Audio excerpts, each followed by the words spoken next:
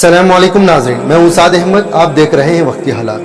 नाज़रीन, ये जो स्क्रीन पर हमारी आप क्लिप्स देख रहे हैं, ये शहर बेंगलोर कादरिया मस्जिद के पास हैं, जहां पर बहुत सारे नौजवान बिला लिहाज मजहब जमा होकर उस बहन की आवाज़ बनकर खड़े रहे, उस बहन की आवाज़ बनकर कैंडल मार्च किया, जिस बहन को दरिंदों ने बुरी तरीके से मार दिया, ख़त्म कर दिया।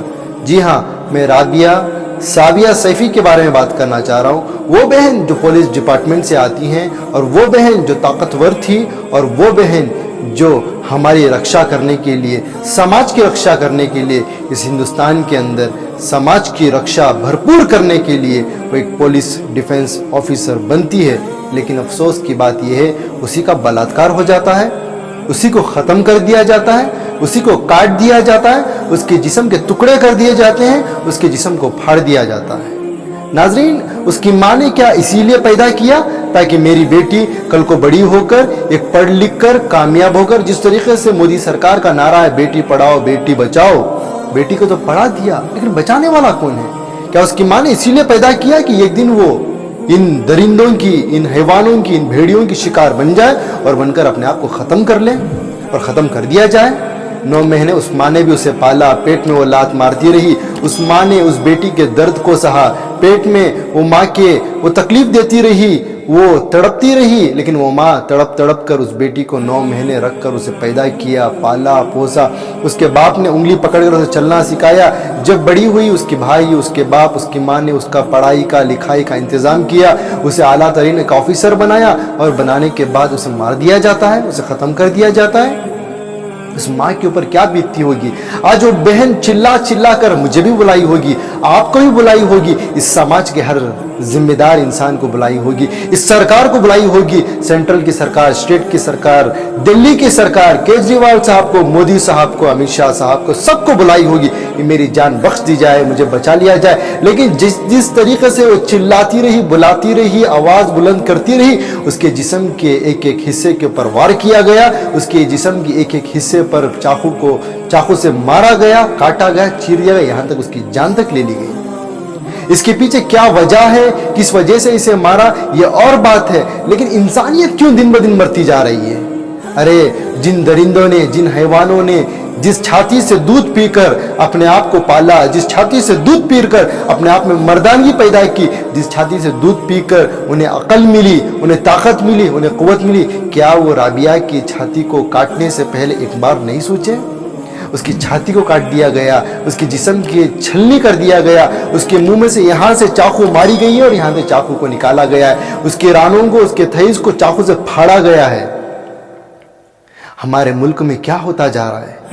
हमारे मुल्क की बहुत सारी मीडिया को अफगानिस्तान की बहनें दिखाई देती हैं, अफगानिस्तान के ऊपर का जो जुल्म हो रहा है, जो दिखाया जा रहा है, वो दिखाई दे रहा है। अफगानिस्तान की औरतों की, महिलाओं की फिक्र की जा रही है, और मोदी सरकार 3 तलाक के मुद्दे पर औरतों की तहफ़्फ़ुज़ की बात तो करती है, लेकिन जब साबिया चीख चीख कर बुला रही थी, चिल्ला रही थी, इस मुल्क के हज़रत टीपू सुल्तान शहीद रहमतुल्लाह अलैह के जैसे नौजवानों को बुलाती रही, अशफाकुल्ला खान जैसे मुजाहिदीन को बुलाती रही, भगत सिंह जैसे मुजाहिदीन को बुलाती रही, इस मुल्क को आज़ाद करवाने वालों को याद करती हुई होगी, लेकिन कोई उसकी आवाज़ सुनने वाला नहीं था, कोई उसके दर्द को सुनने वाला नहीं था, कोई उसकी चीखों को सुनने वाला नहीं था। आज जो एहतजाज शहर बेंगलोर के अंदर हो रहा है, जिस मंजर को आप देख रहे हैं, ये भी चिल्ला चिल्ला कर आवाज़ दे रहे हैं, ये भी मैदान में अपने कारोबार को छोड़कर, अपने कामकाज को छोड़कर, अपने आप को मैदान में, अपने जानों को धोखे में डालकर, क्योंकि आवाज़ उठाना इस मुल्क के अंदर गुनाह बनता जा रहा है। आवाज़ उठाने वालों की आवाज़ को दबाया जा रहा है, आवाज़ बुलंद करने वालों की जुबानों को काटा जा रहा है, आवाज़ उठाने वालों को ख़त्म किया जा रहा है, आवाज़ उठाने वालों को कमज़ोर किया जा रहा है। उसके बावजूद भी जितने भी नौजवान आप हमारे स्क्रीन में देख रहे हैं, जितने भी औरतें, महिलाएं आकर आवाज़ बुलंद कर रहे हैं, इनको भी दबाया जाएगा, इनकी भी आवाज़ को दबाई जाएगी। उसके बावजूद भी आज राबिया के इंसाफ के लिए खड़े हैं, आज राबिया की तहफ़्फ़ुज़ की बात, उन बहनों की तहफ़्फ़ुज़ की बात के लिए खड़े हैं, दोबारा किसी और बेटी के साथ ऐसा ना हो।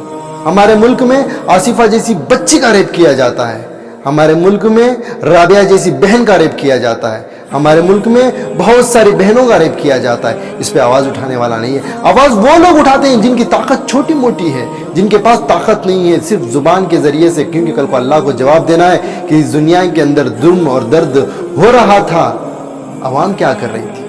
हम सरकार का दोष दे दे देकर अपनी बहनों को तबाह और बर्बाद करते जा रहे हैं। तो उस नारे का इनकार करता हूं जहां पर बेटी पढ़ाओ बेटी बचाओ का नारा लगाया जाता है और बेटी को मार दिया जाता है। औरतों की तहफ्फुज़ बात करने वाली सरकार कहां है आज? कोई एक दरिंदा आता है और आकर कहता है कि मैं उसका शोहर हूं, मेरा नाम निजामुद्दीन है, हमारी शादी हो चुकी है। उसकी माँ का कहना है कि मेरी बेटी की तो शादी हुई नहीं। लेकिन देखा जाए कि इसके पीछे किसका हाथ है। बात सिर्फ हम राबिया की, आसिफा की और दूसरी बहनों की बात नहीं कर रहे हैं, हम बात ये कर रहे हैं कब तक ये चलेगा। क्यों हमारे मुल्क में एक रेपिस्ट के खिलाफ कानून नहीं बनता? क्यों ऐसा कानून नहीं बनता कि कोई मर्द किसी औरत को बुरी निगाह से देखने से पहले 100 मरतबा सोचे, कोई मर्द किसी बहन को बुरी निगाह से देखने से पहले उसकी रूह काम जाए? क्यों हमारे मुल्क में कानून नहीं बनता? कितनी बेटियों को मारेंगे? मैं तमाम वो नेशनल मीडिया से भी रिक्वेस्ट करता हूं, क्योंकि हमारे पास रिक्वेस्ट के अलावा कुछ और नहीं है। अगर हम आपके खिलाफ कुछ बोल देते हैं तो हमारे पर एफआईआर कर दिया जाता है, हमें ख़त्म करने की साजिश चलती है, हमें जान से मारने की साजिश चलती है और हमें ख़त्म कर दिया जाता है।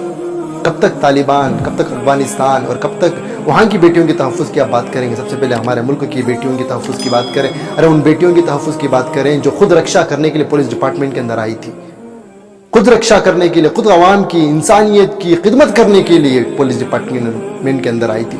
आज खुद एक पुलिस डिपार्टमेंट की सिविल डिफेंस की बहन महफूज नहीं हो सकती तो आम बहन कहाँ से महफूज हो सकती है?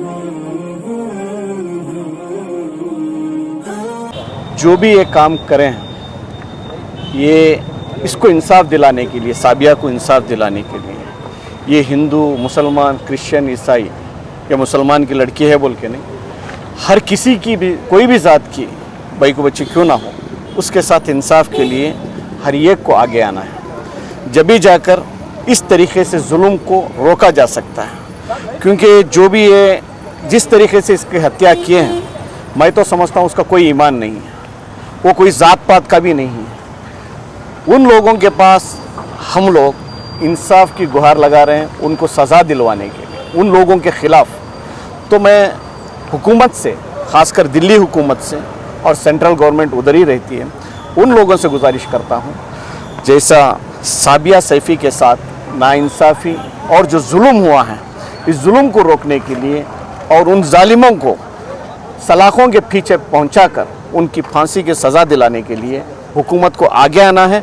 और हुकूमत के साथ साथ पूरे हिंदुस्तान के जितने भी कौम के लोग हैं, उन लोगों से भी गुजारिश करता हूं कि हुकूमत के ऊपर दबाव बनवाकर इन लोगों को सज़ा दिलवाने के लिए और साबिया को इंसाफ दिलाने के लिए आगे। ಯಾಕಂತ ಹೇಳಿದ್ರೆ ನಮ್ಮ ದೇಶದ ಪರಿಸ್ಥಿತಿ ಏನಿದೆ ಇದೆ ಸತ್ಯಾಂಶ ತೋರಿಸೋದೇ ಯೂಟ್ಯೂಬ್ ಚಾನಲ್ಗಳಾಗ್ಬಿಟ್ಟಿದೆ। ನಮ್ಮ ಎಲೆಕ್ಟ್ರಾನಿಕ್ ಮೀಡಿಯಾ ಅವರು ಏನು ಮನಗಿದ್ದಾರೋ ಎದ್ದಿದ್ದಾರೋ ಗೊತ್ತಿಲ್ಲ। ना तेरा है ना मेरा है, ये भारत देश सबका है। ना हिंदू बनो, ना मुसलमान बनो, ना सिख बनो, ना ईसाई बनो, सबसे पहले इंसान बनो। आप हमें बोलते हैं औरत जात को आले फातिमा, आप बोलते हैं देवी माँ के बच्चे गंगा मैया, जिसे तुम देवी समझकर पूजा करते हो, जिसे तुम मंदिरों में पूजा करते हो देवी समझकर, उसी की बेटी की हत्या करना, उसकी इज्जत लूटना और उसे ले जाकर टुकड़े टुकड़े बनाकर उसे काटना, यह कहां की परंपरा है? आज हमारे हिंदुस्तान की छवि पूरे वर्ल्ड के अंदर हिंदुस्तान का जब नाम आता तो सब उठ के खड़े हो जाते थे। आज चंद दिनों से हमारे हिंदुस्तान की छवि खराब हो रही है। मगर इस मासूम बच्चे का क्या कसूर था जो अपनी खिदमत पुलिस ड्यूटी में अंजाम दे रही थी? इस बच्ची को ले जाकर उसकी इज्जत उठकर उसको टुकड़े बनाकर उसको काटा गया है। ऐसा सितमगरों को फांसी की सजा देना चाहिए, नहीं तो बीच चौराहे में लेके आके काटना चाहिए, और कोई भी समुदाय का क्यों ना हो।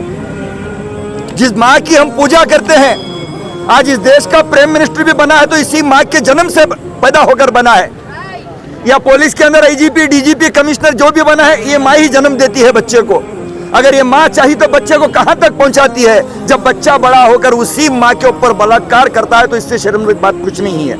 मैं तमाम आप यूट्यूब वालों का चैनल से गुजारिश करता हूं कि जब तक ऐसे निहत्तों पे वार होते रहेंगे तब तक ये सब लोग मिलकर खड़े होंगे।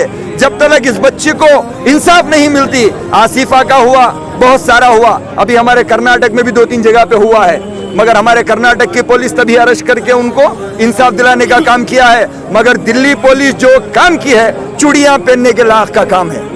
पुलिस नहीं कहते, इनको आतंकवादी भी कहना चाहिए। जो बच्ची आपके डिपार्टमेंट के अंदर कौम की खिदमत कर रही है, देश की खिदमत कर रही है, ऐसी मासूम बच्ची की इज्जत टूटी जाती है तो उन निहत्तों को, उन लोगों को पकड़ा नहीं जाता। किसी को लेके आके शो करते हैं कि निज़ाम, इसका शोहर था, 1 साल पहले शादी हुआ। जब शादी होता है तो रजिस्टर मैरिज हो या निकाह नामा हो या हिंदू के समुदाय के हिसाब से हो, पहले उसको डॉक्यूमेंट मिला जाता है। आज तक डॉक्यूमेंट नहीं प्रोड्यूस किया गया है। जब तक इस बच्ची को इंसाफ नहीं मिलेगा हम भागा दौड़ी करेंगे, भागते रहेंगे जितने दिन भी हो जाए। जो इस बच्ची के साथ सुलूक किया है इनको जल्द से जल्द फांसी की सजा होना चाहिए। बस।